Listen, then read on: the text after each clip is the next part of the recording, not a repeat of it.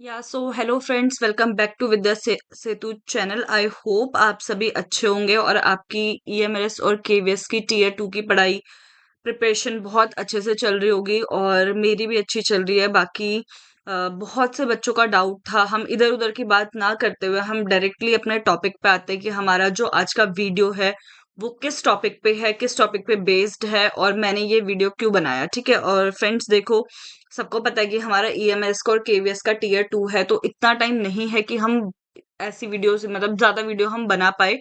But ठीक है, जो जुड़े हुए हैं मुझसे एस्पिरेंट्स जो भी इसकी तैयारी कर रहे हैं केवीएस ईएमएस की ना, तो उनके लिए ये वीडियो बहुत इंपॉर्टेंट था। कमेंट्स आ रहे थे बहुतों के कि मैम प्लीज बताइए कि टीयर 2 के लिए एमसीक्यू तो हम ऑलमोस्ट कर लेंगे बिकॉज हमने और एग्जाम्स के लिए भी एमसीक्यू किया हुआ है, बट ईएमएस का मेंस का आप टीयर 2 हमें बताइए।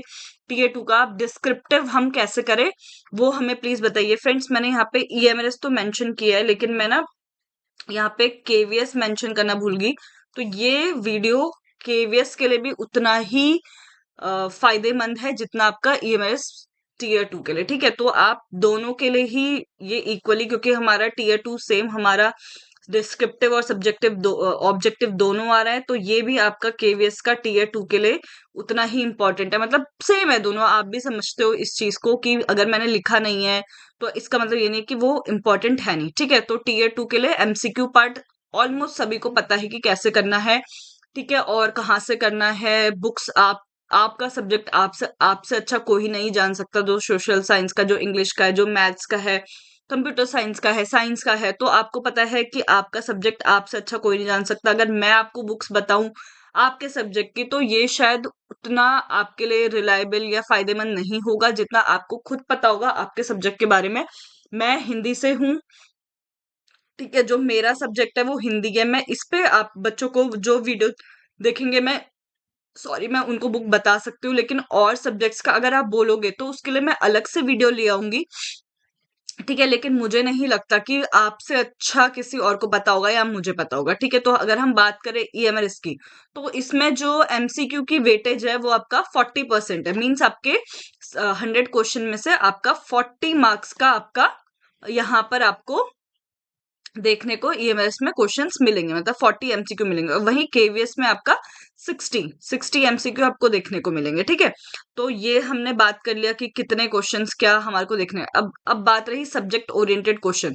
सो यस फ्रेंड, ये तो आप सभी जानते हैं कि इस पेपर में टीयर 2 में आपका सब्जेक्ट ओरिएंटेड क्वेश्चन पूछे जाएंगे, ना कि आपको आपका जनरल एग्जाम पूछा जाएगा। ठीक है, तो ये आप सभी जानते हो कि आपका जो भी सब्जेक्ट है आपको उस पर अच्छे से कमांड रखनी है। और आई होप कि आपका सब्जेक्ट आपने अच्छे से प्रिपेयर पहले से किया होगा, या नहीं भी किया है कुछ परसेंट भी, अगर 10-20% 50% भी आपका कवर है, तो अभी आपके पास 1 मंथ अप्रोक्स है ना। जो एग्जाम है वो आपको मार्च या उसके बाद मार्च के एंड तक ही देखने को मिलेगा। तो स्टेटमेंट बेस्ड क्वेश्चन, तो ये आपका सब्जेक्ट ओरिएंटेड है। अपना अच्छे से एमसीक्यूज जो भी आप पढ़ो। ठीक है, फिर बात रही कि देखो, बहुत से बच्चे पूछते हैं कि मैम कोचिंग बताओ कि बेस्ट कोचिंग क्या है, क्योंकि जब मैं लाइव सेशन भी हमारा होता है, ठीक है, या हम कोई भी वीडियो अपलोड करते हैं, तो उस पे सबसे पहले कमेंट यही होता है कि मैम प्लीज हमारे को कोई अच्छा चैनल या कोई अच्छा ऐप या कोई अच्छा वेबसाइट जहाँ पे अच्छा कोचिंग होता है वो बताओ।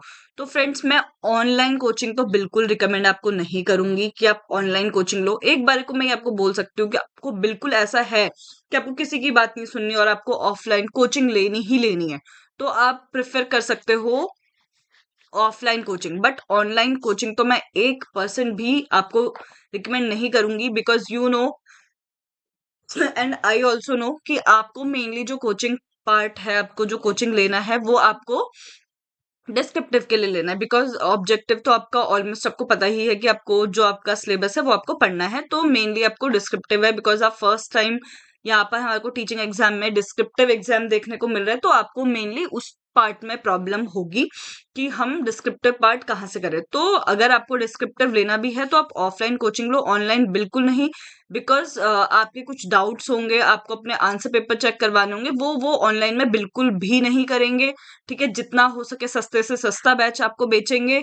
ठीक है, 1000 में 2000 में, और फिर वो बस अपना पढ़ा के चले जाएंगे। आपके एक आंसर पेपर चेक या आपका डाउट क्लियर कोई उनको उससे कुछ मतलब नहीं होगा, बिकॉज़ मैंने अभी तो मैं बिल्कुल रिकमेंड नहीं करूँगी किसी बैच के लिए, और ना मैंने ली है। मैं खुद से पढ़ रही हूँ, ठीक है? मैं खुद एनालाइज़ करती हूँ, खुद डिस्क्रिप्टिव मतलब मैं खुद लिखती हूँ, खुद देखती हूँ, खुद चेक करती हूँ कैसा करना है, क्योंकि इस चीज़ का मुझे आइडिया है डिस्क्रिप्टिव पेपर के लिए हम कैसे तैयारी करें।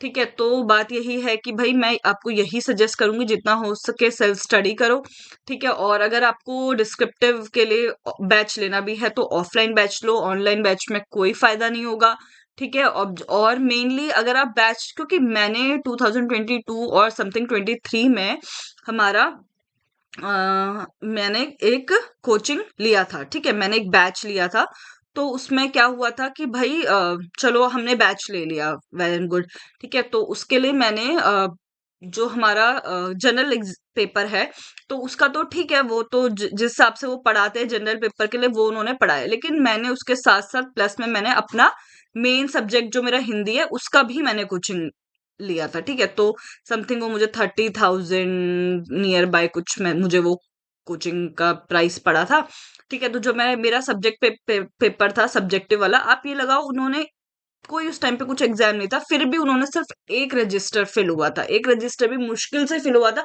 जहां पे मेरा लिटरेचर भी था और जहां पे मेरा ग्रामर भी था, और जहां पर हमारे को क्या कहते हैं पूरा वर्ल्ड का या पाश्चात्य संस्कृति जो भी बोलते हैं उसका जो हमें हिंदी पढ़ना होता है कि और कंट्रीज में वो कैसे डेवलप हुआ, या जो हमारे को थ्योरीज पढ़नी पड़ती है, उन सबको मिला के सिर्फ एक रजिस्टर फेल हुआ था।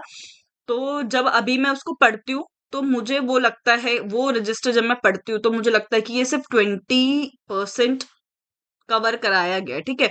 अभी हमारे को हमारे एग्जाम के लिए कुछ नॉवेल्स दिए हैं, जो इंग्लिश वाले हैं वो भी लैंग्वेज वाले वो इसको समझ रहे होंगे, या संस्कृत या कोई भी है, तो नॉवेल्स है हमारे उसमें, हमारा लिटरेचर है हमारा उसमें, स्टोरीज हैं, या जो भी मतलब जितने भी हमारे टॉपिक्स हैं, तो आप ये लगा लो क्या ये सब एक रजिस्टर में पूरा हो जाएगा? नॉवेल्स आपको इतनी बड़ी बड़ी नॉवेल्स पढ़नी है, और अगर मान लो आपका स्टेटमेंट बेस्ड क्वेश्चन आ गए और किसी नॉवल से आगे, मान लो हिंदी की एक नॉवल है गोदान, ठीक है? तो अगर वहां से आपको स्टेटमेंट अगर क्वेश्चन आएंगे तो वो कहाँ से आएंगे? नॉवल के बीच में से आएंगे, है ना? कोई इंपॉर्टेंट लाइंस होंगी, कोटेशन होगी, वहां से आएगा। तो ये आपको कोचिंग में बिल्कुल भी नहीं कराया जाएगा। मैंने कोचिंग ली हुई है, अगर आपको मेरे कोचिंग वाले नोट्स देखने हैं I will share to you. वो बस बता देते हैं कि प्रेमचंद की कहानियां कौन कौन सी है, प्रेमचंद की नॉवल कौन कौन सी, लेकिन उन नॉवल के अंदर क्या है कोई आइडिया नहीं देंगे, कुछ नहीं बताएंगे, कुछ नहीं पढ़ाएंगे, बिकॉज उनके पास इतना टाइम होता ही नहीं है कि वो आपको इतना सब कुछ डिटेल में पढ़ाए। 1 डेढ़ महीने में वो कोचिंग खत्म कर देते। आप सोचो कि आपका क्या हिंदी या इंग्लिश या साइंस जो भी सब्जेक्ट है, क्या वो 1 डेढ़ महीने में ही खत्म होगा? नहीं, कम से कम अगर आपको अपना सब्जेक्ट प्रॉपर तरीके से पढ़ना है जो एग्जाम ओरिएंटेड है, तो 6 6 महीने उसमें लग जाते हैं, ठीक है? तो मैं यही सजेस्ट करूंगी जितना हो सके सेल्फ स्टडी करो, ठीक है? क्योंकि बहुत से बच्चे पूछ रहे थे कि मैम कहाँ से कोचिंग ले, तो मैं अपनी सजेशन दे रही हूँ। बाकी आपको अगर परचेज करना है तो आप डेफिनेटली करो, मैं किसी को रिकमेंड नहीं कर सकती हूँ, ठीक है? और बात रही कि आपका जब एग्जाम हो जाएगा, आपने कोचिंग ले ली होगी, तब आके आप इस वीडियो पे जरूर कमेंट करना कि आपकी जो कोचिंग आपके सब्जेक्ट ओरिएंटेड थी वो आपके लिए कितनी फायदेमंद रही, ठीक है? बात रही कि बुक्स की मैम कहाँ से पढ़े, तो मैं आपको एक ही चीज रिकमेंड करूंगी कि जितना हो सके ऑथेंटिक बुक्स, आपके सब्जेक्ट से रिलेटेड जो भी ऑथेंटिक बुक्स है।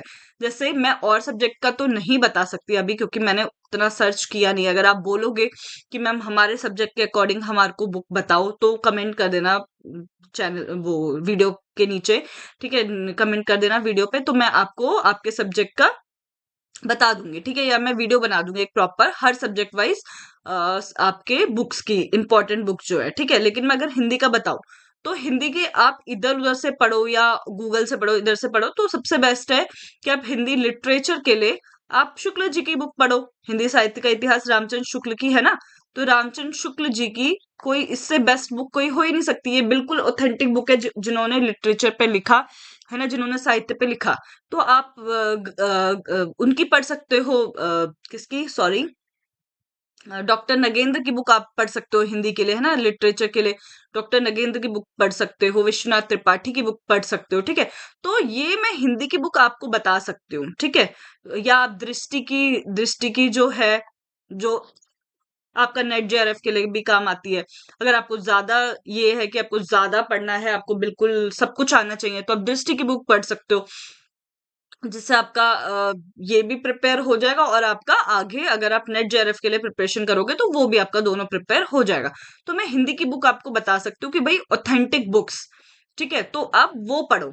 नॉवेल्स अपनी सारी खुद से पढ़ो, इधर उधर मत भागो कोचिंग के लिए, नॉवेल्स पढ़ो जितना हो सके। नॉवेल्स कहना क्या चाह रहा है, उसकी पृष्ठभूमि पढ़ो, उसका जो बैकग्राउंड है वो आपको पता होना चाहिए। उस नॉवेल में मेनली कहा किस बारे में जा रहा है, ठीक है, उसकी साहित्यिक, उसकी सांस्कृतिक, उसकी जो भी सामाजिक चेतना उसमें क्या है वो आपको पढ़ना पड़ेगा, ठीक है।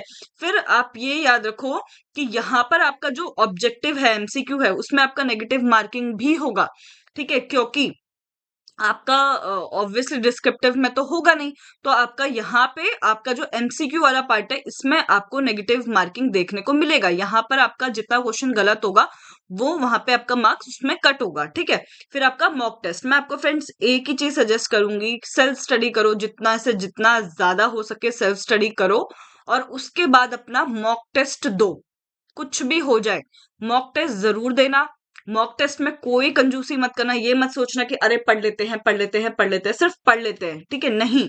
कितना भी नोट्स बनाओ, कितना भी पढ़ो, कितना भी कुछ करो, कितना भी रिवाइज करो, लेकिन एक चीज जरूर सजेस्ट करूंगी फ्रेंड्स, जो मुझे बोले तो जनरल पेपर में काम आई है, या जो मतलब मैंने अपना पहले जो एग्जाम दिए और जो मैंने अब रियलाइज किया कि मॉक टेस्ट कितने इंपॉर्टेंट है। कितने क्वेश्चन तो आपके ऐसे होंगे एग्जाम में जो आपने सिर्फ मॉक टेस्ट दिए होंगे और आपके वो आ जाएंगे कहीं ना कहीं घुमा फिरा के। मैं ये नहीं बोलूंगी उठा के क्वेश्चंस दे दिए, नहीं, ठीक है। इस बार जो ईएमएस या जो केवीएस का जो लेवल था, तो हम नहीं बोल सकते कि हमारे को उठा के क्वेश्चन दे दिए गए थे, क्योंकि जो हमारा ईएमएस में जो हमारी साइकोलॉजी थी, कोई क्वेश्चन उठा के नहीं था, ठीक है। लेकिन आपको ऑप्शंस, आपको जो उसमें जो आपका एक होता है कि एनालिसिस होता है, उसके जो एमसीक्यू के नीचे आपको जो पॉइंट्स दिए होते हैं, हर पॉइंट को एक्सप्लेन किया होता है, तो इससे आपको इतना नॉलेज आ जाता है, इतना आप सीख जाते हो, इतना आप पढ़ लेते हो ना,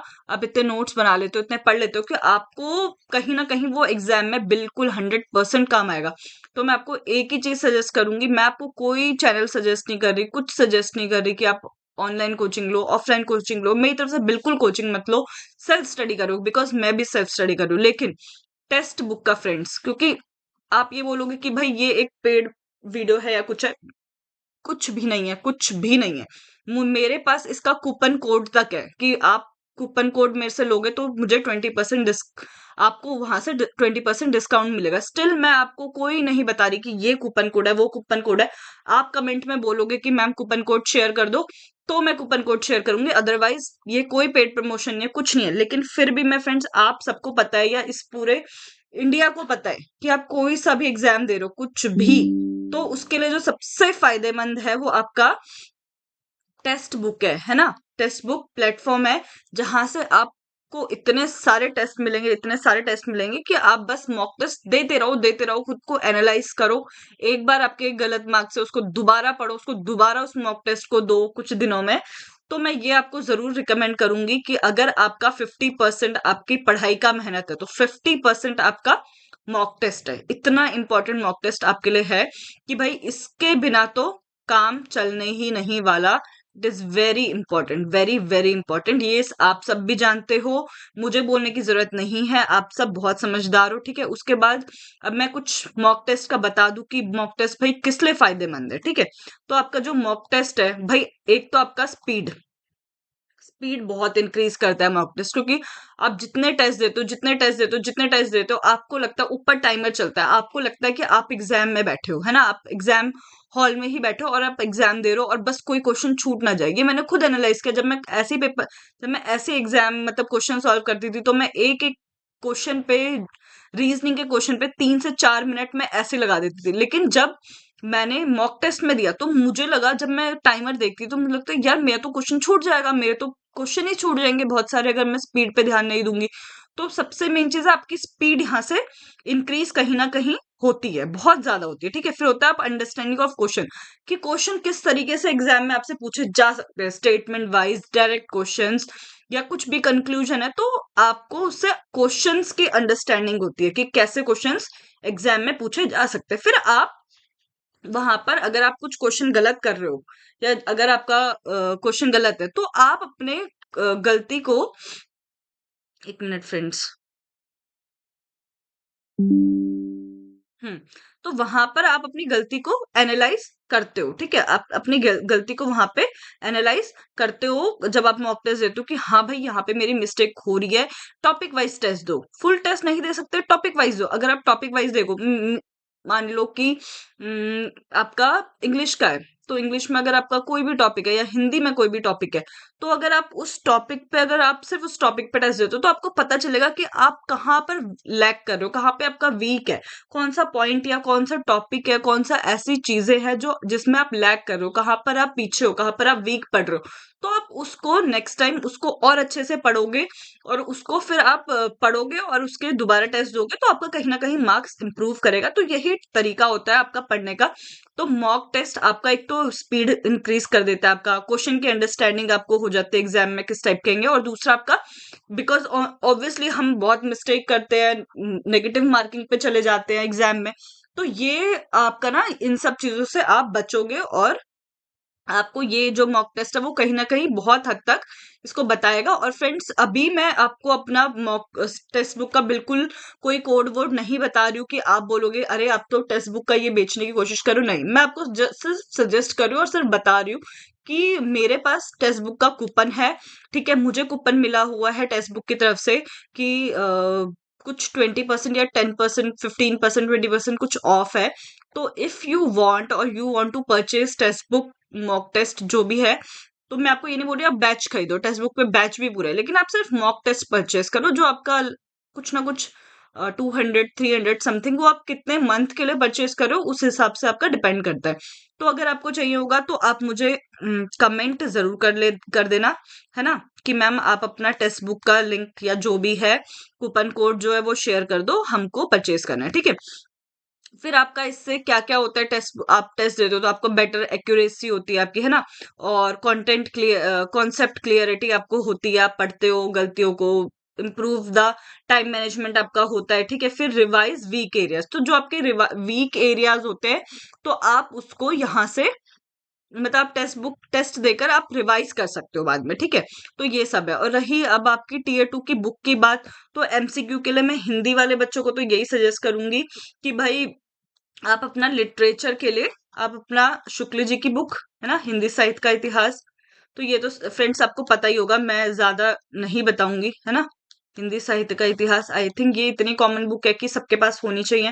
फिर आपका दूसरा डॉक्टर नगेंद्र की, है ना, डॉक्टर नगेंद्र की आपकी बुक, है ना, डॉक्टर नगेंद्र की बुक है आपकी हिंदी साहित्य का इतिहास, अगेन बहुत फेमस है, पढ़नी जरूरी है। फिर उसका विश्वनाथ त्रिपाठी, तो उनकी भी है हिंदी साहित्य का सरल इतिहास, आई थिंक, है ना। तो ये बुक आप जरूर जरूर जरूर पढ़ो, ठीक है। तो ये आपका है। बाकी अगर और किसी स्टूडेंट्स को, चाहे वो इंग्लिश के हो, चाहे वो मैथ्स, मतलब कुछ भी कोई भी सब्जेक्ट है, तो आप मुझे जरूर बताना, मैं आपको बुक्स कहीं से भी सर्च करके रिकमेंड करके मैं आपको, या जो मेरे और जानकार हैं, टीचर्स हैं बहुत सारे जो इन सब्जेक्ट से हैं या जुड़े हुए हैं, तो मैं उनसे पूछ के आपको बेस्ट बुक्स रिकमेंड जरूर करूंगी, ठीक है। और फिर बात रही अगर हम मेनली हमारा आज का रीजन था वीडियो बनाने का कि डिस्क्रिप्टिव हमें कैसा करना है। एमसीक्यू तो ऑलमोस्ट हर कोई एक बारी को कर लेगा, उन्होंने करा है, लेकिन फर्स्ट टाइम हम जो एग्जाम दे रहे हैं वो डिस्क्रिप्टिव का, और मैं आपके लिए पर्सनली एक एक पॉइंट लिख कर आई हूँ ताकि कोई भी पॉइंट छूट ना जाए, और आपको भी लगे कि हाँ भाई, मैम चाहे 10 दिन बाद वीडियो बना रही है लेकिन मेहनत मैम ने करी है, और मैम ने इस पे बहुत टाइम दिया, लिटरली मैंने इस चीज पे, इस वीडियो पे बहुत टाइम दे के मैं आपका ये वीडियो लेकर आई हूँ। तो अब हम बात करें इस पार्ट की, आंसर राइटिंग पार्ट की, आपका डिस्क्रिप्टिव की, है ना। तो ये आपका 60% वेटेज है आपका ईएमएस में, ठीक है, और इसमें कोई नेगेटिव मार्किंग नहीं है। तो 60% वेटेज तो आपको समझ आ गया कि भाई ये चीज है, ठीक है। और अगर मैंने लिखा है नो नेगेटिव मार्किंग, तो इसका मतलब क्या है कि फ्रेंड्स वैसे ही आपका 4 नंबर का या 5 नंबर का या 6 नंबर का इसमें क्वेश्चन आपके आएंगे। तो ऑब्वियसली आप जितना लिखोगे आपका सही होगा, ये आपने लिखा हुआ है ना। तो अगर आपका क्वेश्चन नॉर्मली ठीक ठाक होगा तो आपको 4 में से शायद 2 नंबर मिल जाए, है ना। ज्यादा थोड़ा सा अच्छा होगा कि हाँ भाई आपने हर चीज कवर करी है, लेकिन आपकी थोड़ी मिस्टेक्स है या जो भी है, स्पेलिंग मिस्टेक्स है, या आपने ढंग से हर जो आपको मेनली चीज लिखनी चाहिए वो नहीं, तो आपका ज्यादा 4 में से 3, या आपका बिल्कुल करेक्ट होगा तो 4 में से 4। तो यहाँ पे तो आपके वैसे ही, अगर मान लो आपका 4 नंबर का है, 3 या 2 मिले तो वैसे ही कम हो गए, तो यहाँ पे डिस्क्रिप्टिव में कोई नेगेटिव मार्किंग नहीं होती है। डिस्क्रिप्टिव में आपके जो क्वेश्चन होता है 4 मार्क्स का, तो उसमें से आपको मार्क्स मिलेंगे, तो जो लास्ट में टोटल होगा उसमें से आपको टोटल करके जो आपके मार्क्स होंगे, तो यहाँ पे नो नेगेटिव मार्किंग, ठीक है। फिर सब्जेक्ट स्पेसिफिक आपका होगा, ये आपको पता ही है। तो वर्ड्स जैसे अगर 4 मार्क्स का है तो आप 130 120 से 150 तक आप जो आपके वर्ड्स हैं वो आप एग्जाम में लिख सकते हो, ठीक है। How to write your descriptive writing, मतलब कैसे आप करें। तो आपका यार पर्टिकुलर सिंपल है। पहले तो आपका थोड़ा, हिंदी में बोलते हैं भूमिका, कि आपकी भूमिका होनी चाहिए कि आप कोई भी क्वेश्चन लिख रहे हो तो उस पे थोड़ा सा जो जनरल पार्ट होता है वो आप लिखो, ठीक है। उसके बाद आपका मेन बॉडी आती है, एक ये हो गया। फिर दूसरा आपका हो गया मेन बॉडी। मेन बॉडी आप लिखो, 1 मिनट फ्रेंड्स।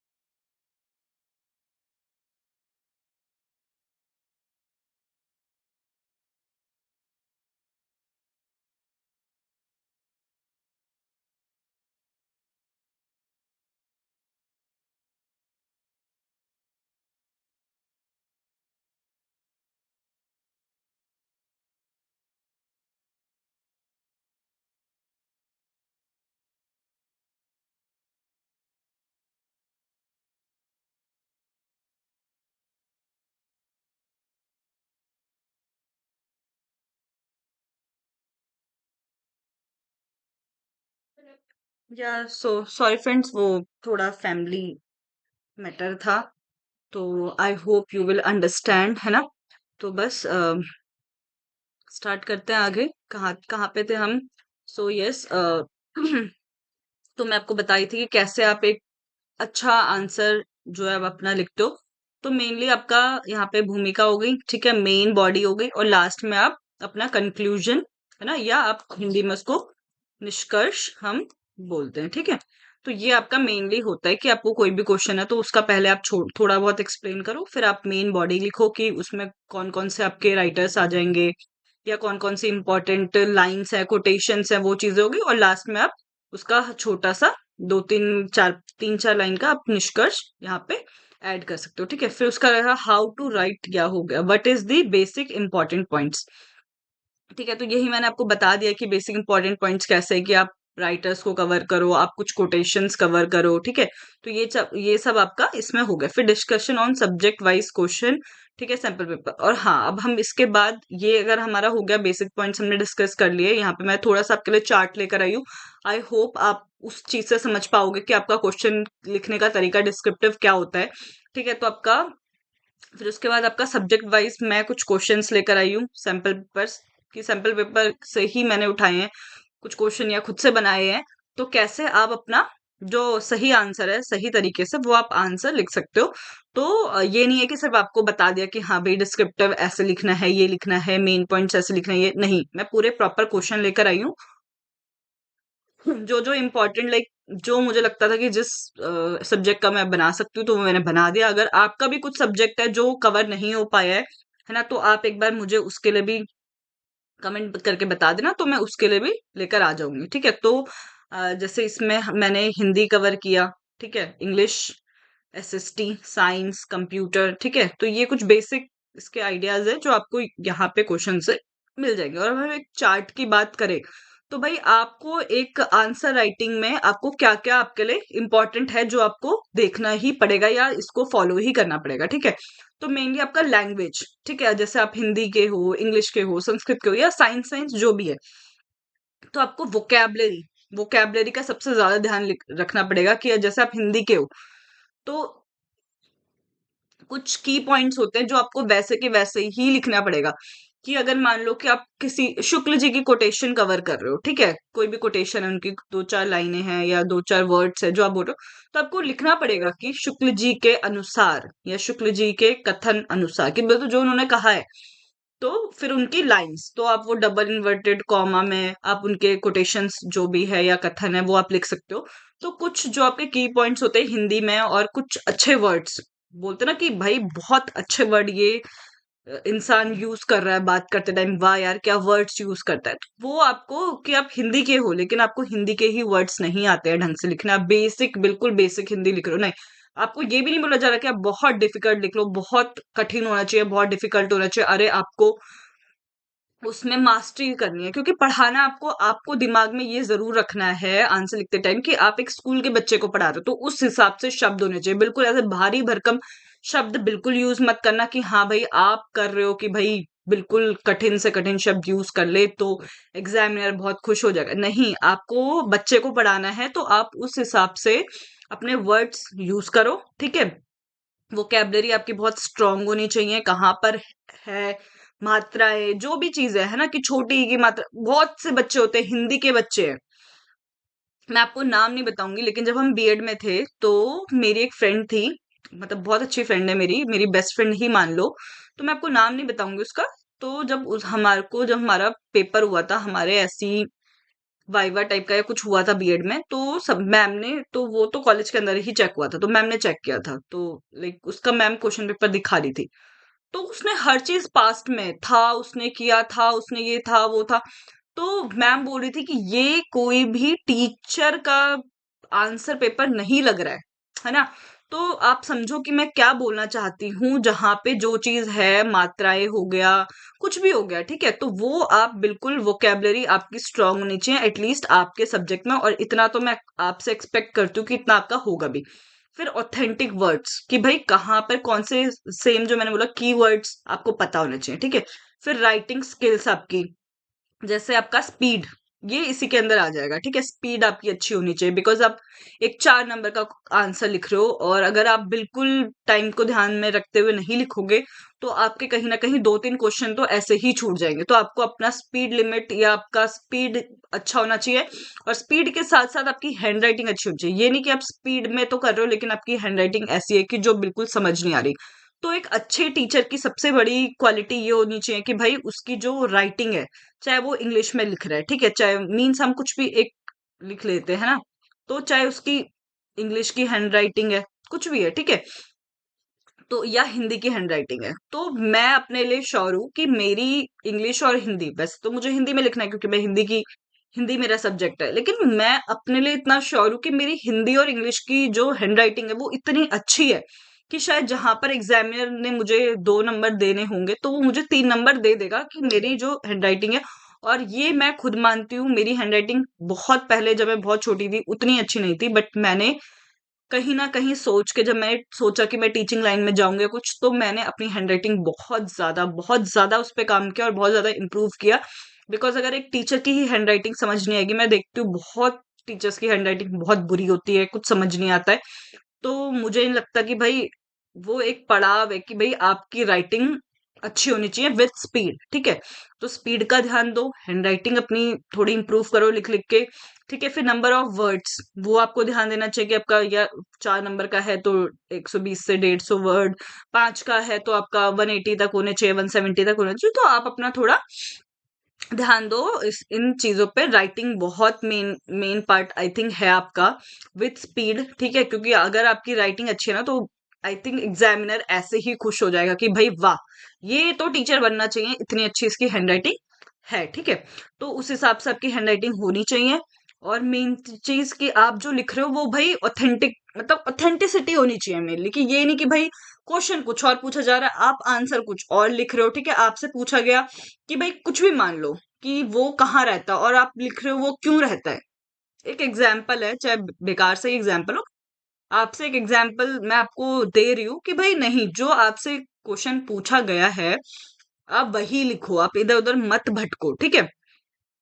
तो और बात रही आपकी एग्जाम स्ट्रक्चर क्या होना चाहिए आपका, कि आप जो क्वेश्चन लिख रहे हो उसका क्या स्ट्रक्चर होना चाहिए। तो जैसे मैंने आपको बोला कि सबसे पहला होना चाहिए आपका एग्जाम क्वेश्चन का आंसर का स्ट्रक्चर, कि भाई सबसे पहले भूमिका है, भूमिका मीन्स आपका इंट्रोडक्शन, आप कुछ भी क्वेश्चन है उसका इंट्रोडक्शन जरूर दो, जरूर जरूर जरूर। फिर आपका मेन बॉडी, ठीक है, तो आपका 3 लाइन, मुश्किल से 2.5 3 लाइन, 3.5 लाइन, 4 लाइन आपका एक आपका इंट्रोडक्शन हो जाएगा, ठीक है, मैं आपको यहाँ पे लाइन बता रही हूँ। फिर उसके बाद आपका मेन बॉडी, फिर वो इंट्रोडक्शन आप 3-4 लाइन में छोड़ के नेक्स्ट पैराग्राफ आपका मेन बॉडी होगा, उसी में कंटिन्यू मत करना।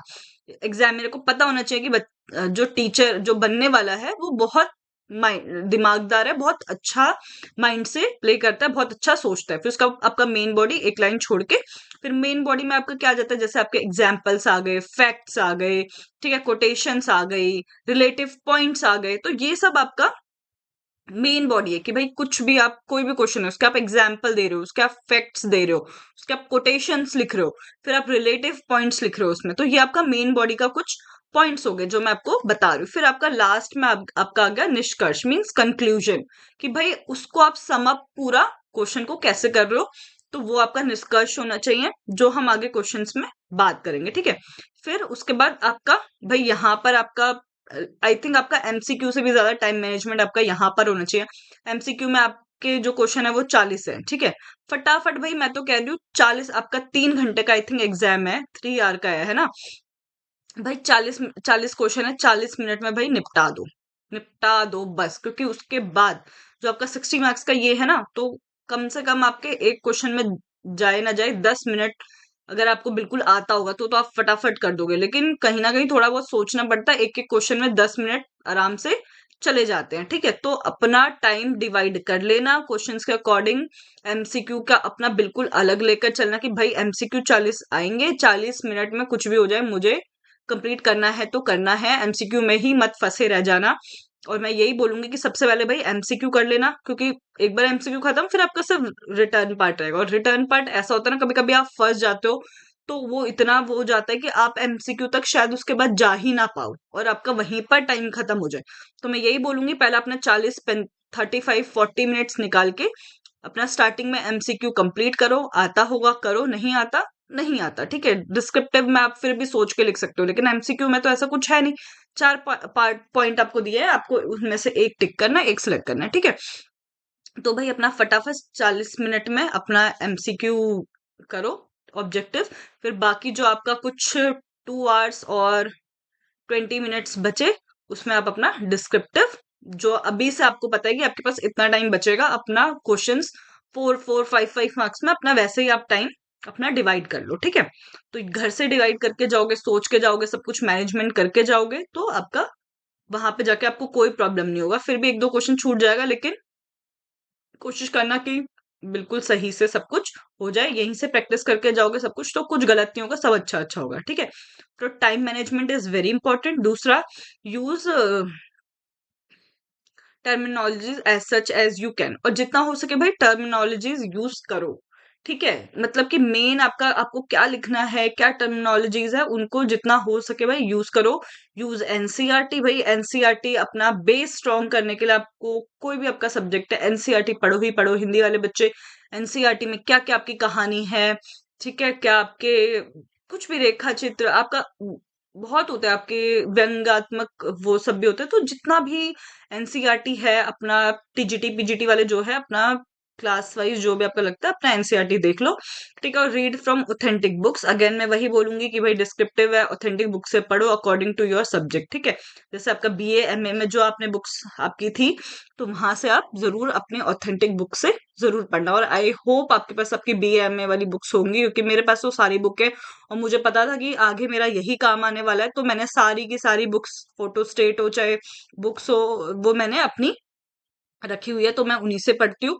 तो जितना हो सके अपना बेस स्ट्रॉन्ग करने के लिए अपना मेनली अपना सैम्पल पेपर्स ये सब आप एनसीईआरटी से पढ़ो, और अपना क्या कहते हैं ऑथेंटिक बुक्स जो आपकी बीए एमए की है, उनसे आप जरूर पढ़ो, ठीक है। तो ये आपके कुछ इंपॉर्टेंट पॉइंट्स है। बात रही अगर हम क्वेश्चन स्टार्ट करें, तो फ्रेंड्स मैं हर क्वेश्चन तो नहीं पढ़ के बताऊंगी, लेकिन मैं हर सब्जेक्ट का एक एक जैसे आपके पॉइंट्स है वो अब मैं आपको बता दूंगी, ठीक है। तो अब है क्वेश्चन, ये इंग्लिश का हम पहले स्टार्ट कर रहे हैं, ठीक है। डिस्क्रिप्टिव, तो discuss the theme of courage in the lesson, ठीक है। Nelson Mandela Long Walk to Freedom, तो ये एक आपका लेसन है, नेल्सन मंडेला मंडेला जो भी है, ठीक है। नेल्सन मंडेला आपने पढ़ा भी होगा इनके बारे में। तो लॉन्ग वॉक टू फ्रीडम, कि उन्होंने फ्रीडम के लिए क्या उनका संघर्ष जो भी रहा, तो उसके बारे में आपको, उनका करेज जो भी है वो आपको एक्सप्लेन करना है। तो जैसे मैं आपको हर चीज तो नहीं एक्सप्लेन कर सकती, आप यहाँ से स्क्रीनशॉट ले लेना, देख लेना मैंने किस तरीके से लिखा है। तो ये इंट्रोडक्शन हो गया। तो the lesson Nelson Mandela Long Walk to Freedom highlights the true meaning of courage through the life of Nelson Mandela, a great leader of South Africa। तो ये एक हो गया कि भाई किस बारे में है लॉन्ग वॉक टू फ्रीडम, ठीक है। तो ये आपका उनके करेज के बारे में है, कि उन्होंने फ्रीडम के लिए कैसे ट्रूली उन्होंने आपका करेज दिखाया था, और आप उन्होंने वो एक ग्रेट लीडर रहे कहाँ के, साउथ अफ्रीका के, ठीक है। उसके बाद मेन बॉडी जो जो है, ठीक है, ये फेसिंग इम्प्रूवमेंट डिस्क्रिमिनेशन, ठीक है, इन्होंने इस पे किया। फिर उन्होंने हार्डशिप, ठीक है, रिमाइंड अगेंस्ट अपार्थेड, ठीक है। फिर his courage inspired million of people, ठीक है। फिर उसके बाद स्टैंड अगेंस्ट इनजस्टिस के अगेंस्ट वो खड़े रहे, ठीक है। तो साउथ अफ्रीका है। फिर including approach Mandela ability to enemies to show moral courage and strength character. फिर कंक्लूजन आपका ये हो गया 10 lesson teacher to real courage lie stand up for justice equality and humanity even in the most difficult situation. तो ये आपका एक निष्कर्ष होगा कि क्यों वो करना चाहिए, कि आपको एक डिफिकल्ट सिचुएशंस में भी आपको इक्वालिटी जस्टिस ह्यूमैनिटी इन सब का साथ देना चाहिए, इन सबके साथ खड़े होना चाहिए, ठीक है। फिर ये एक और क्वेश्चन है, describe the central idea of poem dust of snow by Robert Frost, ठीक है। तो ये भी आपका इंट्रोडक्शन में लिखा है। फिर मेन बॉडी हो गया, ठीक है, और फिर आपका कंक्लूजन हो गया। तो आई होप इससे आप समझ पा रहे हो कि आपको किस तरीके से क्वेश्चंस करने हैं, ठीक है। कुछ भी आपको प्रॉब्लम फील हो, इंग्लिश वाले स्टूडेंट्स है ना, एस्पिरेंट्स, तो मुझे कमेंट करके जरूर बताना, ठीक है। तो ये आपके मैं कुछ क्वेश्चन लेकर आई थी 2, और अब हिंदी की बात आ गई, ठीक है। तो हिंदी वाले बच्चों जो है हमारे जो जुड़े हुए हैं चैनल पे या जो जुड़ेंगे, तो मैं भी हिंदी से ही हूँ। तो जो भी चैनल पे अगर नया है हिंदी स्टूडेंट, तो प्लीज चैनल को सब्सक्राइब जरूर कर देना, है ना। तो ये दो बैलों की कथा आप पता ही है आपको, है ना। तो दो बैलों की ये कथा है। कहानी के माध्यम से प्रेमचंद ने मानवीय मूल्यों और पशु संवेदना को कैसे उजागर किया है, ठीक है। तो दो बैलों की कथा से जो प्रेमचंद है आपको पता ही है, एक वो इतने महान उपन्यासकार है, महान कहानीकार है ना, कथाकार है। तो प्रेमचंद ने मानवीय मूल्यों को और पशु संवेदना को, कि पशु के प्रति हमें कैसे संवेदन होना चाहिए, उसको कैसे उजागर किया है। तो इसको स्पष्ट करना है आपको। तो अगर आपने प्रेमचंद की दो बैलों की कथा पढ़ी होगी तो आप एक्सप्लेन कर पाओगे। तो इनका पूरा नाम, जैसे इन्होंने प्रेमचंद लिखा तो आप पूरा नाम लिख सकते हो, तो ज्यादा इम्पैक्ट करेगा कि हाँ भाई मुंशी प्रेमचंद हिंदी साहित्य के महान यथार्थवादी कथाकार है। अब यथार्थवादी कैसे, ये यथार्थवादी कैसे हुए, क्योंकि इन्होंने उस टाइम के जो मानवीय मूल्य थे और जो पशु संवेदना थी, जो उस टाइम के जो प्रेमचंद ने जो उस टाइम के आपके बोलते ना कि करंट जो सिचुएशंस उस टाइम पे चल रही थी उसको उन्होंने उठाया। तो उसी को यथार्थवाद कहते हैं कि भाई हमारे को आदर्शवाद, हमारे को ये वाद वो, कहीं ना कहीं प्रेमचंद स्टार्टिंग में आदर्शवाद रहे, लेकिन जब उन्होंने सिचुएशंस देखी उस समाज की, उस टाइम की, जो आजादी के टाइम था, ठीक है, तो उन्होंने वो कहीं ना कहीं आदर्शवाद से वो यथार्थवाद की तरफ बढ़ते गए, है ना। तो उनकी कहानियों में आपको, उनके उपन्यास में यथार्थवाद देखने को मिलेगा, ठीक है। तो इनके साहित्य में ये एक महान यथार्थवादी थे, है ना, तभी तो उन्होंने पशु संवेदना पे लिखा, मानव मूल्यों पे लिखा। तो ये कथाकार थे यथार्थवादी। उनकी कहानी दो बैलों की कथा ग्रामीण जीवन के साथ साथ मानवीय मूल्यों और पशु संवेदना को अत्यंत प्रभावशाली ढंग से प्रस्तुत करती है, ठीक है। आई होप आपको ये सब अंडरस्टैंड कर रहा होगा, क्योंकि मैं हर शब्द को अगर मैं एक्सप्लेन करने लगी ना तो ये वीडियो आई थिंक बहुत लंबी हो जाएगी, बहुत लंबी हो जाएगी। और फिर आप बोलोगे कि भाई फालतू की बातें करी है, बहुत एक्सप्लेन किया है, ये करा है वो करा है। तो मैं जो, आप इसका स्क्रीनशॉट ले लेना, समझ लेना, ठीक है। मैं थोड़ा बहुत एक्सप्लेन कर भी रही हूँ इस कहानी। तो अगर आपका मुख्य भाग है तो इस कहानी के मुख्य पात्र आप लिख दो हीरा मोती हैं, जो दो बैल है उनका नाम ये है, जो केवल पशु नहीं है बल्कि संवेदनशील प्राणी के रूप में चित्रित किए गए हैं। वे अपने मालिक झूरी, ठीक है, मालिक का नाम पता, क्योंकि देखो अब आप ये झूरी, हीरा, मोती, ये सब आप जब ही लिख सकते हो जब आपने वो जो कहानी है वो खुद से पढ़ी है ना। कोई कोचिंग वाला आपको ये कहानी नहीं पढ़ाएगा और आपको नाम भी याद नहीं करवाएगा कि भाई हीरा मोती या आपका झूरी, है ना, जो उनका मालिक है वो झूरी है, तो ये आपको कोई भी याद नहीं करवाएगा, आपको ये खुद से ही पढ़ना पड़ेगा। अब बताओ आप ये सब कहाँ से पढ़ोगे। वो आपको एक प्रॉपर नोट्स बना के दे देंगे, बोलेंगे ये लिखो, ये लिखो, और उसमें ये सब कुछ नहीं होगा। तो मैं आपको बोल रही हूँ जितना सेल्फ स्टडी करो उतना बेटर है, ठीक है। तो झूरी के प्रति गहरा प्रेम और निष्ठा रखते हैं। जब उन्हें अन्य स्थानों पर ले जाया जाता है तो वहां उन्हें कठोर व्यवहार और अत्याचार सहना पड़ता है।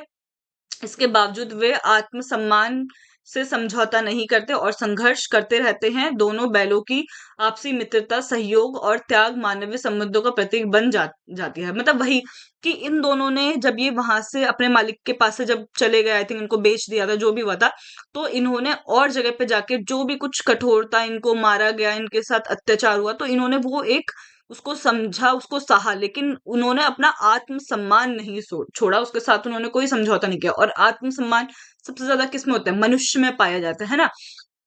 तो इन्होंने इन दो बैलों की कहानी के माध्यम से एक मानवीय, जो हम मानव है, हमार को इन्होंने उजागर किया है। दो बैलों की आपसी मित्रता की, भाई कैसे हमें, अगर हम मित्र साथ में है तो हम सब कुछ सह सकते हैं, सब कुछ सहयोग से रहते हैं, त्याग हमारे अंदर होता है ना। तो ये इन सब का प्रतीक है। प्रेमचंद ने इनके माध्यम से समाज में व्याप्त निर्दयता, है ना, तो समाज में व्याप्त जो निर्दयता है कि उनको भाई मारा गया, उनको प्रताड़ित किया गया, उनको अत्याचार उन पे किया गया, तो वो बताया गया, शोषण पर भी करारा प्रहार किया। तो यहाँ पर प्रेमचंद ने समाज में व्याप्त जो निर्दयता है, ठीक है, और जो शोषण किया जाता है उस पे करारा प्रहार किया। अब क्या है, अमीर लोग गरीबों का शोषण करते हैं, तो यही तो दिखाया गया है कि भाई जो मालिक है या जो अच्छे पैसे वाला है, जो उनको खरीद लेता है, या जो हम उनके अंडर काम करते हैं, तो हमारे हमारे साथ कैसा शोषण किया जाता है, कैसे निर्दयता हमारे लिए दिखाई जाती है, ठीक है। तो यही इन्होंने मुंशी प्रेमचंद ने कहानी दो बैलों की कथा के माध्यम से ये दर्शाया गया है। ठीक है, फिर निष्कर्ष इसका होगा कि इस प्रकार यह कहानी हमें करुणा, प्रेम, आत्मसम्मान और मानवीयता का संदेश देती है तथा यह सिखाती है कि पशुओं के प्रति भी संवेदनशील और मानवीय दृष्टिकोण अपनाना चाहिए। कि मतलब जैसे मनुष्य है वैसे ही एक जानवर भी है, एक पशु भी है। तो हमारे को जैसे हम एक इंसान को ट्रीट करते हैं वैसे ही हमें एक पशु को भी ट्रीट करना चाहिए, और वो भी एक मानव के समान ही है। ठीक है, आई होप आप सबको ये समझ आ रहा होगा। फिर मैंने यहाँ पे कबीरदास की साखियों का, अभी यहाँ पर आपका लिटरेचर का आ गया। ठीक है, तो कबीरदास की जो साखियां हैं, है ना, तो उसपे मैंने ये क्वेश्चन लेकर आई हूँ। ठीक है, कि कबीरदास की साखियों के आधार पर उनके सामाजिक व एवं नैतिक विचार, ये चीज ना बिल्कुल आएंगे आपकी, सामाजिक, नैतिक, ठीक है, यथार्थवाद, आदर्शवाद क्या है, ये वो, ये आपका जरूर देखने को आपको मिलेगा। तो कबीरदास की साखियों के आधार पर उनके सामाजिक एवं नैतिक विचारों को आपको बताना है, सामाजिक और नैतिक विचार। ठीक है, तो भूमिका है कबीरदास जी, पहले तो आपको बताना पड़ेगा कि वो किस कौन से टाइम पीरियड के हैं। तो कबीरदास भक्ति काल के हैं, ये आपको पता है। और कौन से संत, कौन सी शाखा है उनकी, निर्गुण संत कवि थे वो। ठीक है, जिनकी शाखा समाज के सत्य, नैतिकता और आत्मज्ञान का मार्ग दिखाती हैं। ठीक है, ये आपका भूमिका होगी। फिर मुख्य भाग हो गया, कबीर अपनी साखियों में समाज कुरीतियों, पाखंड और आडंबर का तीव्र विरोध करते हैं। ये तो आपको पता ही है कि कबीर जी ने इन पे कटाक्ष किया है, जो समाज की कुरीतियां है, पाखंड है, आडंबर है। ठीक है, वे बाहरी धार्मिक दिखावे, वो मतलब ये बोलते हैं कि बाहरी धार्मिक दिखावा करने की जरूरत नहीं है कि आप पाठ पूजा करे जा रहे हो, करते जा रहे हो, लेकिन आपकी आंतरिक शुद्धता, आजकल क्या है कि भाई बाहरी दिखावा बहुत है कि पूजा पाठ ये वो, टीका लगा के घूमो, तिलक लगा के घूमो, लेकिन अंदर से मन जो है वो आपका शुद्ध ही नहीं है।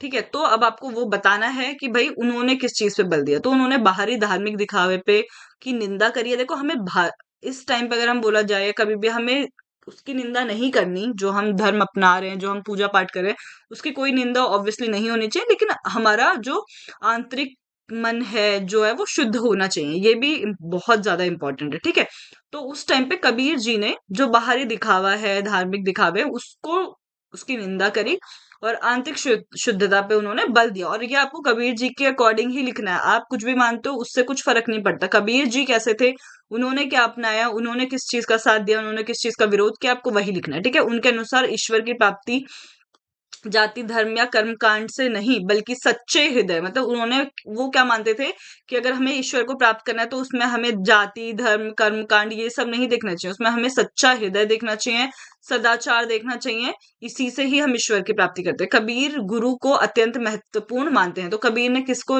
महत्वपूर्ण माना, सबसे ज्यादा गुरु को।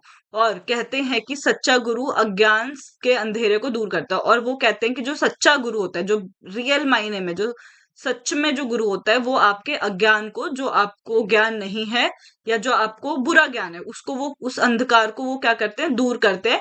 उनकी भाषा, कबीर की भाषा सरल थी, ठीक है, लोक प्रचलित थी और व्यंग्यपूर्ण है। ठीक है, जिससे उनके विचार आत्म जनता तक सहज रूप से पहुंचते हैं, क्योंकि ये पढ़े लिखे तो थे ही नहीं। तो जो इनकी भाषा थी वो, और जो उनके व्यंग्यपूर्ण, जो भी वो उनकी लोकप्रियता थी, वो ज्यादातर किन में थी, जो आम जनता थी उनमें। कबीरदास जी बहुत प्रचलित है। अब आप इनके गुरु का नाम लिख सकते हो, जो भी आपको थोड़ा बहुत और ऐड करना है। देखो मैंने आपको एक आइडिया दिया है, मैं नहीं बोल रही कि ये 150 वर्ड है या इतना ही आपको लिखना है, नहीं, ये थोड़ा कम है। लेकिन आप खुद से भी तो ऐड करोगे ना कि आपने कबीरदास जी के बारे में और क्या पढ़ा, और आप सामाजिक नैतिक चेतना में आप और क्या लिख सकते हो, है ना। फिर निष्कर्ष आपका हो गया कि अतः अतः कबीरदास की साखियां आज भी प्रासंगिक है। ऑब्वियसली हम पढ़ते ही है उनका, जितने भी उनकी साखियां, वे मानव के अहंकार ठीक है, मानव को अहंकार त्याग कर सत्य, प्रेम और समानता के मार्ग पर चलने की प्रेरणा देती है। तो आई होप फ्रेंड्स, हिंदी वाले स्टूडेंट जो भी हैं, आई होप आपको ये समझ आया होगा। यहाँ से आपको थोड़ा आइडिया हुआ होगा कि भाई मैं कैसी हूँ अपने सब्जेक्ट में, या मुझे क्या समझ आता है अपने सब्जेक्ट में, कि किस तरीके के क्वेश्चन आएंगे, क्या आएंगे, और यही आएंगे। मैं ये नहीं बोलूंगी कि सेम उठकर आ जाएगा, लेकिन यही इसी टाइप का आएगा। कुछ नया टॉपिक तो उठ के आ नहीं जाएगा हिंदी में। जो टॉपिक्स हैं, जो आपका सिलेबस है वही है, बस आप उस पे से कितने क्वेश्चन क्रिएट कर सकते हो या बना सकते हो, है ना, वो आप पे डिपेंड करता है। ठीक है, तो बस अच्छे से पढ़ो डिस्क्रिप्टिव के लिए। ठीक है, और कोई नर्वस होने की जरूरत नहीं है, कुछ चिंता करने की जरूरत नहीं है।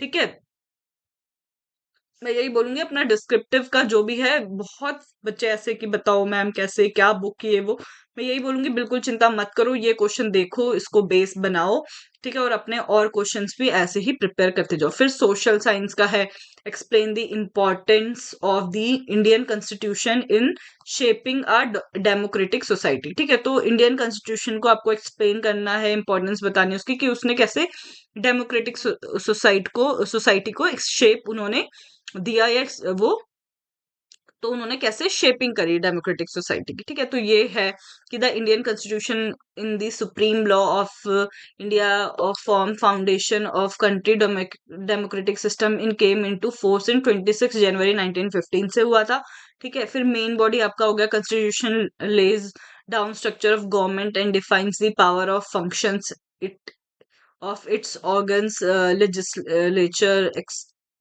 एग्जीक्यूटिव एंड जुडिशरी, ठीक है, जो इनके तीन पार्ट्स है, ठीक है। फिर जो भी आपका fundamental rights, equality, freedom, protection against exploitation which ensure justice and dignity for all citizens, ठीक है, ये सब आपको बताना है।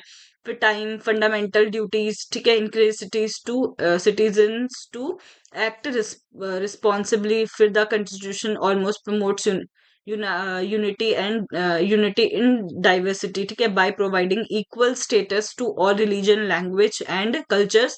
It it federal structure balance power between the central and state government, right?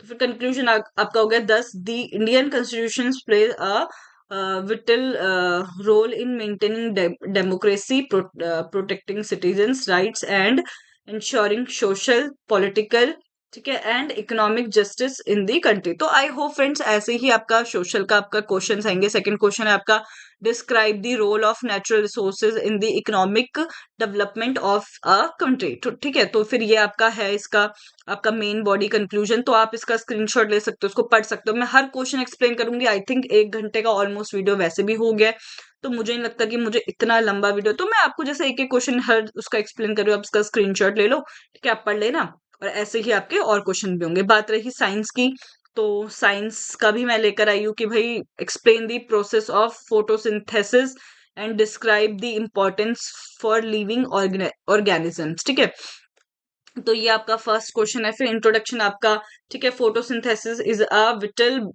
Biological process by which green plants prepare their own food using sunlight. It is essential for the survival of life and earth. फिर ये आपका main body हो गया और ये आपका conclusion हो गया, ठीक है, तो ये आप पढ़ सकते हो कि इनका इसका कंक्लूजन है कि the photosynthesis is life supporting process, it provides food, release or oxygen and maintaining environmental balance, making it essential for all living beings, ठीक है, तो आप इसका स्क्रीनशॉट एक बार ले लो, ठीक है। फिर हम चलते हैं अगले क्वेश्चन पे। तो इसका भी मैं एक क्वेश्चन और लेकर आई हूँ कि describe the structure of function of the human heart. अब ह्यूमन हार्ट का क्या फंक्शन होता है, ठीक है, तो ये आपका थोड़ा बायो से आ गया, तो फिर answer the human heart is muscular organ, plays crucial role, ठीक है, और system pumping blood throughout the body. फिर मेन आपका पार्टी हो गया आपकी ये backward flow of blood size for fist, जो भी आपका है आप इसका प्लीज स्क्रीनशॉट एक बार आंसर कर ले लो जो भी है, ठीक है। तो मैं जितना मैं कर सकती थी आपके लिए मैंने ये जरूर किया है। आई होप आपको फ्रेंड्स जो भी स्टूडेंट है जिस भी सब्जेक्ट के, आई होप आपको ये वीडियो पसंद आ रहा होगा। मैंने अपनी एक बहुत मतलब जो मैं कोशिश कर सकती थी वो मैंने की है। बात रही कंप्यूटर साइंस की, तो ये कंप्यूटर साइंस का भी मैं आपके सामने क्वेश्चंस लेकर आई हूँ। दो, explain Python as a programming language, discuss its feature and advantage, ठीक है, तो ये पाइथन एक लैंग्वेज है कंप्यूटर की, तो ये आपको इसके बारे में आपको बताना है, एक्सप्लेन करना है पाइथन के बारे में, उसके फीचर एंड एडवांटेज आपको बताने हैं, ठीक है। तो Python is a high level interpreted programming language developed by, अब भाई आपको बताना पड़ेगा कि पाइथन जो लैंग्वेज है वो किसने डेवलप किया है, ठीक है। मोस्ट इम्पोर्टेंट तो ग्यूडो वेन रॉसम, ठीक है, ये आपको पता होना चाहिए। It is widely used in education and industry due to the simplicity and readability, ठीक है, तो ये कहाँ यूज होता है ये आपने बता दिया कि इंडस्ट्री में होता है और ये आपका एजुकेशन में यूज होता है। तो ये आपको आपका मेनली इंट्रोडक्शन हो गया, फिर आपका मेन बॉडी हो गया। पाइथन इज सिंटैक्स, ठीक है, simple syntax with similar to English language, ठीक है, making easy to beginners to learn and understand. तो ये आपका मेन बॉडी हो गया और ये आपका नीचे कंक्लूजन हो गया। तो आप इसका भी स्क्रीनशॉट ले लो, ठीक है। दस Python is powerful and flexible. तो ये पावरफुल है, फ्लेक्सिबल प्रोग्रामिंग लैंग्वेज है। It's simplicity, versatility and wide range of applications make one most popular programming language in the world today। ठीक है, तो ये वर्ल्ड में मोस्ट मतलब बहुत सारे उसमें पॉपुलर है, ठीक है। सेकंड क्वेश्चन हो गया, what is network topology, explain different type of network topologies. ठीक है, तो इसका टोपोलॉजीज आपको पता ही है, आपने ये तो आपको वैसे भी आपने पढ़ा होगा जब आपने जनरल पेपर की तैयारी करी थी, और आप तो वैसे भी कंप्यूटर के स्टूडेंट है तो ऑब्वियसली आपको ये बहुत अच्छे से पता होगा। तो बस टोपोलॉजी, स्टार टोपोलॉजी, है ना, जो आपके कनेक्शंस होते हैं, जो आप कनेक्ट करते हो, है ना, आपके नेटवर्क जो भी होते हैं ना, तो ये तो हमने भी पढ़ा है, तो थोड़ा बहुत आइडिया है, इतना नहीं है। बट रिंग ट्री टोपोलॉजी, ठीक है, मैश टोपोलॉजी, ठीक है, तो ये आप पढ़ लेना। 10 network topology plays an important role in network program performance, reliability and scalability. ठीक है, तो ये आपका कंप्यूटर साइंस का हो गया। तो फ्रेंड्स इतना ही है।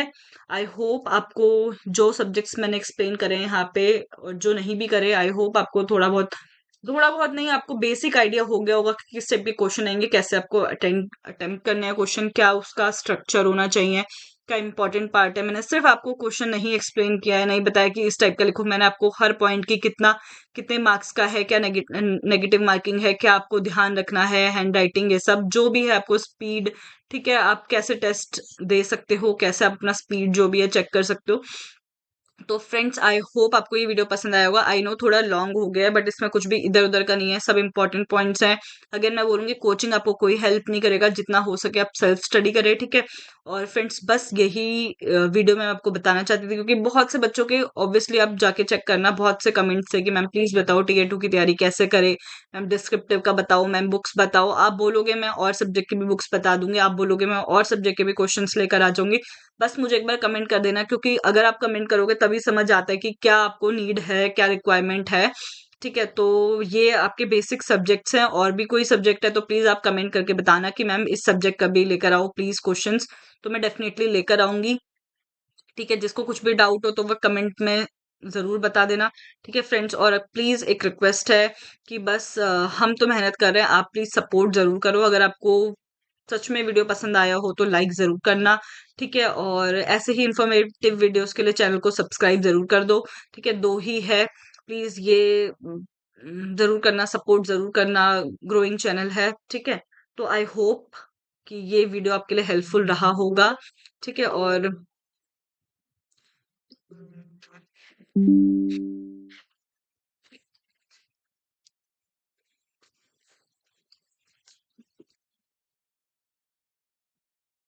तो अगर आपको वीडियो पसंद आया हो तो बस चैनल को लाइक कर देना, ठीक है, वीडियो को लाइक कर देना, चैनल को सब्सक्राइब कर देना। और ऐसे ही इंफॉर्मेटिव वीडियोस के साथ हम आपसे मिलते रहेंगे। थैंक यू सो मच, मिलते हैं अगले वीडियो में, धन्यवाद।